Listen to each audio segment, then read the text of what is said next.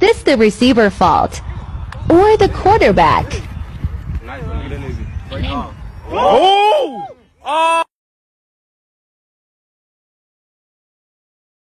Seeing how far I can throw. I'm heating up, I fuck with slides and I'm gonna bust. He can't put on that drip, he ain't one of us. How you riding the Benz in a Tonka truck? How you got everybody lit piping up? Oh, she bad with no swag, I can pipe her up. Make my last on no wife and her. Count the money up fast like I'm typing some. I'm the type to get active and never run.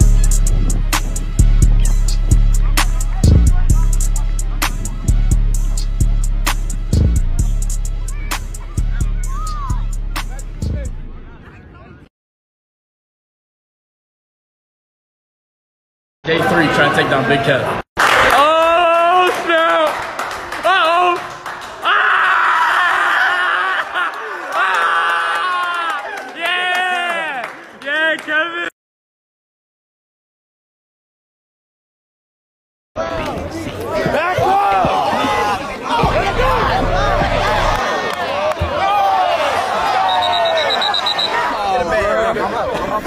I know you did not come over here trying to get a band. What are you? Worst first-round draft picks from the last 20 years, AFC North edition. For the Ravens, it's Brashad Perriman. He was just really bad. They could have had Tyler Lockett. In 2 seasons, he had less than 600 yards receiving. For the Cincinnati Bengals, it's the 40-yard dash god himself, John Ross. If he was even mediocre, think about how good the wide receiver room would be in Cincy right now. He was not very good, and the sad thing is he was really good at Washington.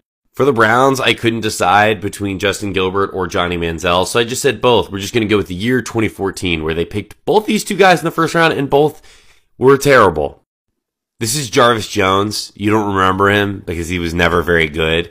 The thing with the Steelers, though, is that they hit on a lot of first-round picks. Like, it was really hard to find one. Sorry, Jarvis, you were the guy. The NFL draft is this month, so for you football nerds out there, here is some draft history. So the first draft happened in 1936, and this guy was the first ever draft pick. So number 1 overall, his name was Jay Berwanger. Hopefully I said that right. And he was the Heisman winner from the University of Chicago, which no longer has a football team. He was drafted number 1 overall to the Eagles, and he actually was like, no thank you, I'm not going to play in the NFL, and then instead decided to be a foam rubber salesman.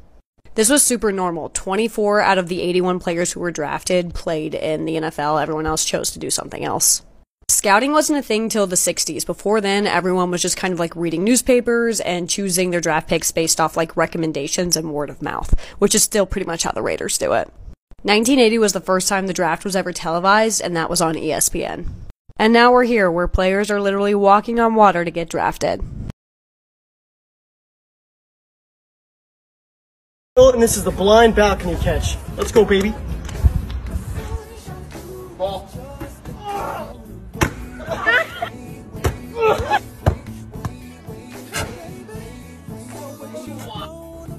Oh, fuck!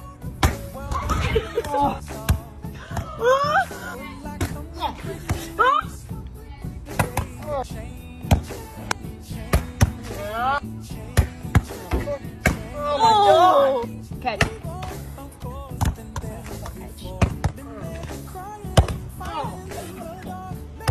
Oh my!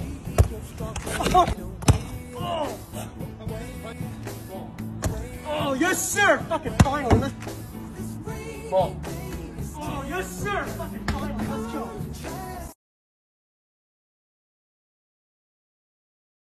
Goofy on ball.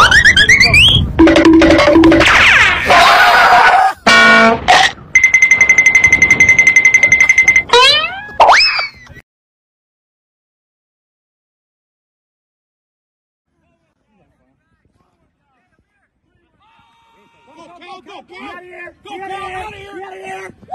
Uh-oh!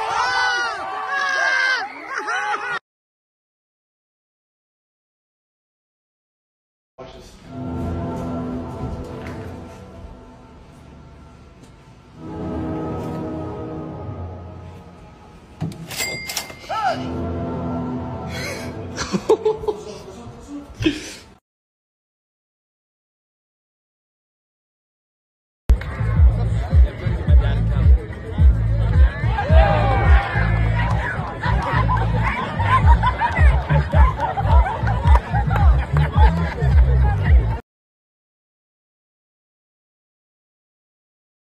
Whatever happened to John Franklin III?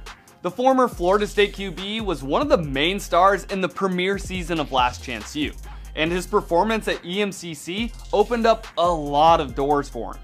After his time on the show, he signed with Auburn.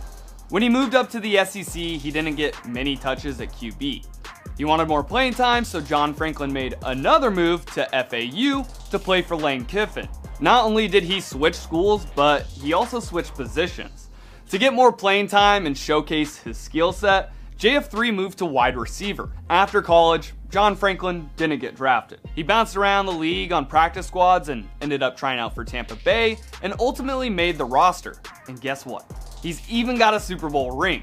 In 2021, he was suspended by the NFL for violating its COVID policies, ending his NFL dreams. But not even a year later, he was drafted to the USFL to play receiver for the Tampa Bay Bandits. My Cowboy fandom says that that Dak Prescott's the top 5 quarterback in my personal Cowboy fandom. But to be safe, yeah, he's a top 10 guy. If someone says that Dak is a top 10, top 10 quarterback, I won't argue with that. I'll only argue if you go into the he's down in the 11 somewhere. For some reason people think just because you won a Super Bowl that you're just better than everybody. Matthew Stafford's not better than Dak Prescott. Cut it out. Lamar Jackson's a better athlete. He's a better overall player. But we just talking about quarterbacks. Lamar Jackson go out there and give you 180 yards in a passing game or something like that. We're not going to go out there and do it. No disrespect to Lamar. This is just the question I was asked, I think Dak's a better quarterback than Lamar Jackson. I think he's better than Deshaun Watson and guys like that. I think, in no particular order or whatever, if you want to put, Rodgers, Mahomes, and Allen up there, then I can live with you putting those guys up there. Don't ask me about Tom Brady. He's 50.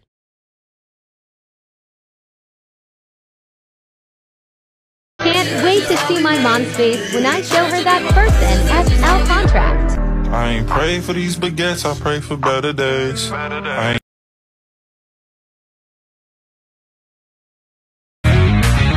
Tick, tick, boom. Who bringing the noise? Go baby, we bringing our toys. Separate men from the boys. Chopper be singing, she'll be on the voice. Bang, bang, we gon' ride out.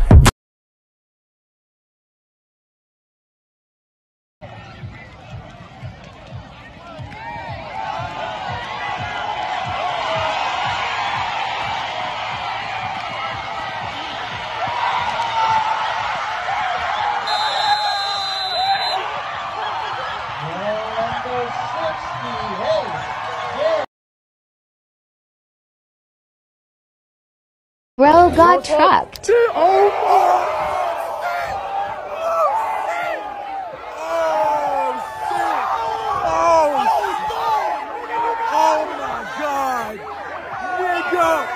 What the fuck? Oh shit!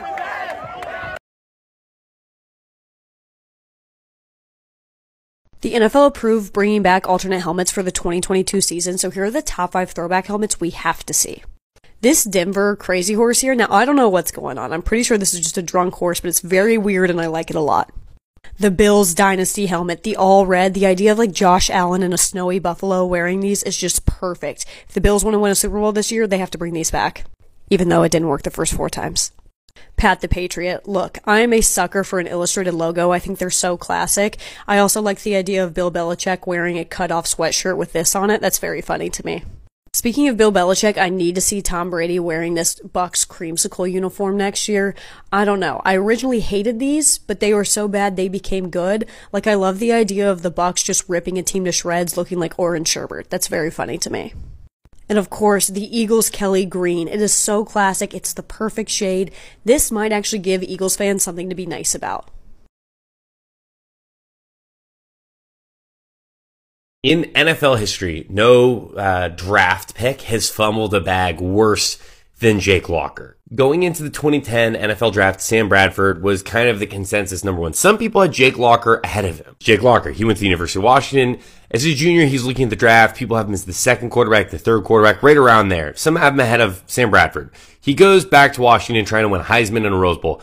Plot twist, he would win neither. He would still get drafted in the top 10 the next year, so you're thinking, what's the big deal? Well, he got $11 million guaranteed when he got drafted. Sam Bradford fucked up the bag for everybody because Sam Bradford negotiated such an insane contract as a rookie that the next year the NFL put in a rule to make sure that that wouldn't happen again. Sam Bradford got $50 million guaranteed, $78 million over the length of his contract. For perspective, Trevor Lawrence only got $24 million guaranteed.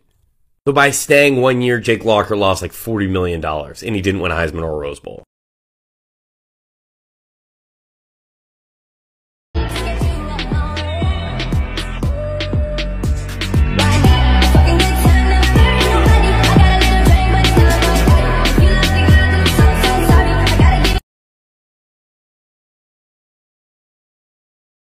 Here are 5 guys that retired with the wrong team.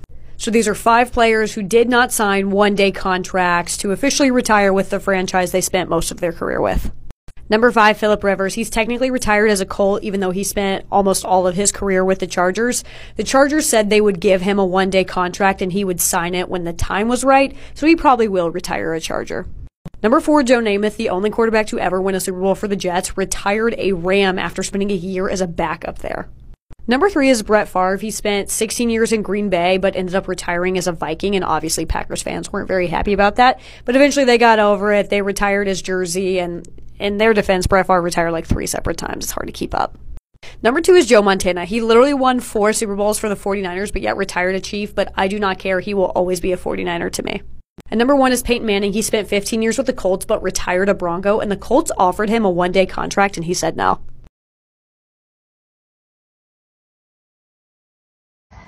Let's go. Moss King. Moss King. Moss King. Money. Money.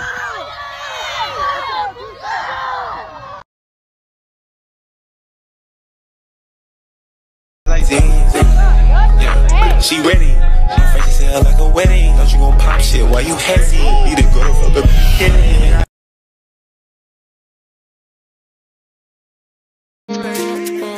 I got some funny feelings in my head, and girl, I don't know what to call it. So if you ain't quick, I can't say that it's love, but I know that I want some more of it. These feelings been stuck in my head, ain't too big on level with. Fine. Don't like the past, but let me get behind you. I am that guy for real, must I remind you? Flowers at dinner, the restaurant private. She sucked it good, understood the assignment. Let's hit the island and change all the